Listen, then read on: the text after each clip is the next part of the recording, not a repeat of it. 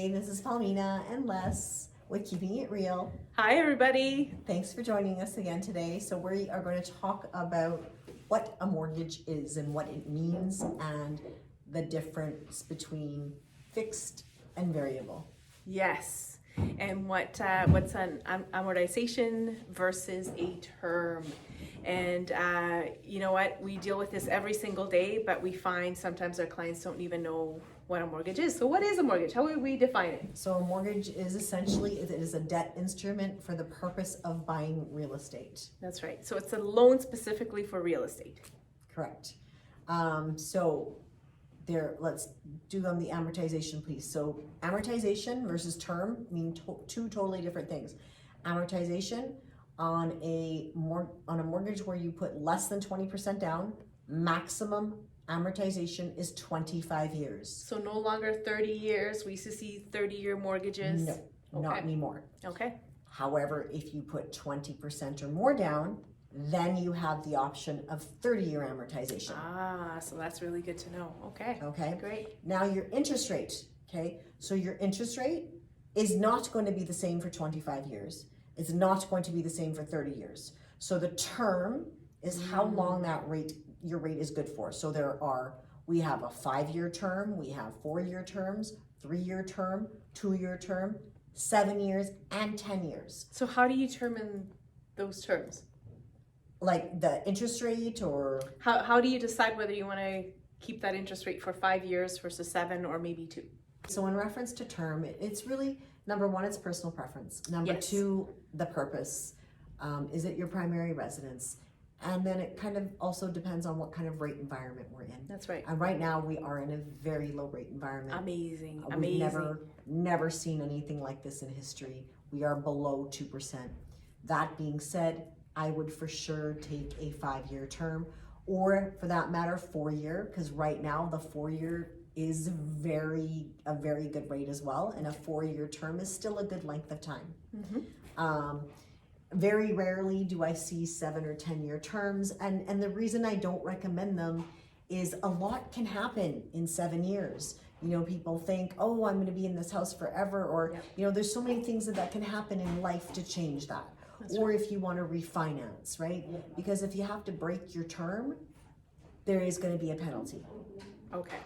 So that is a really key thing, because I think the inclination would be, as you said, wow, the interest rates are great, let's go for a 10-year term or what have you, right?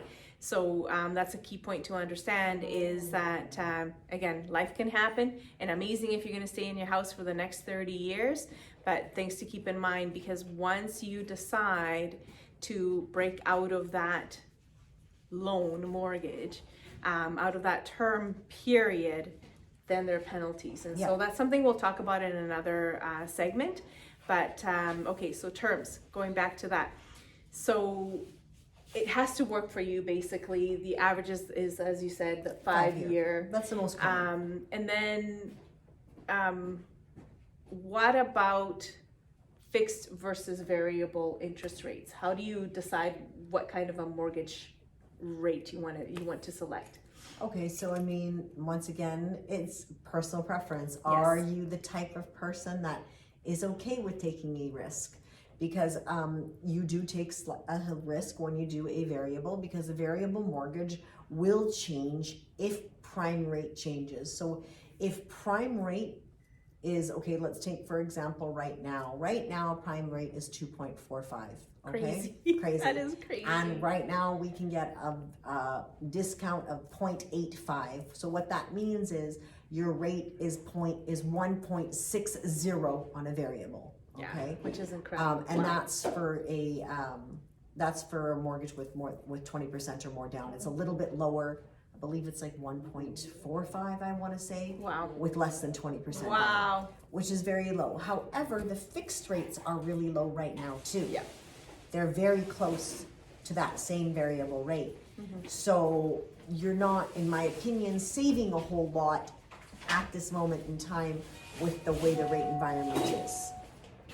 But once again, personal preference. If you take a 10-year history and look at variable versus fixed, variable was always lower up until now. There's usually a bigger gap between the two.